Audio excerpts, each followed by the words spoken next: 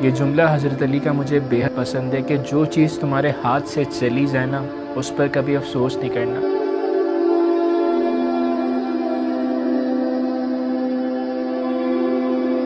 आज के दौर में अगर हम लोगों की ज़िंदगियों को उठा के देखें तो लोगों के दिल अफसोस से भरे हुए हैं। हर कोई किसी न किसी अफसोस के सहारे जी रहा है। किसी की ज़िंदगी में कुछ खो गया है तो किसी की ज़िंदगी में कोई जुदाई आ गई है। एक बात समझनी पड़ेगी कि इस कैफ़ियत के साथ हम ज़िंदगी को नहीं गुजार सकते।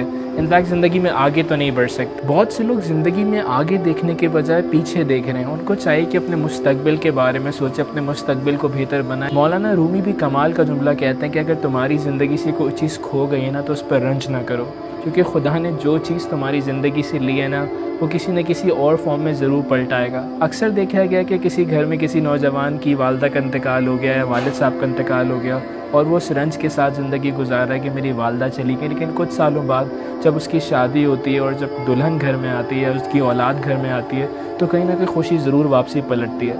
मैं समझता हूँ कि खुदा के निज़ाम में अदल है। अगर खुदा आपसे कुछ ले रहा है, वो ज़रूर किसी न किसी फॉर्म में ज़रूर आपको पलटाएगा। लेकिन बहुत से लोग अपनी ज़िंदगी में रंज और गम के सहारे जी रहे हैं। हज़रत अली भी एक और मुकाम पर कहते हैं कि मुसीबत में परेशानी एक और मुसीबत है।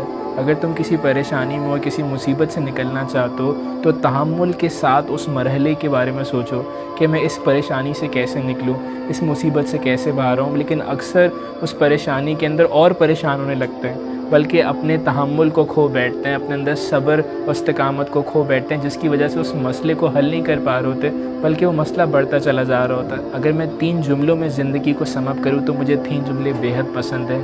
कीप योर सेल्फ लाइट, अपने आप को हमेशा हल्का रखो, अपनी ज़िंदगी में बोझ ना महसूस करो।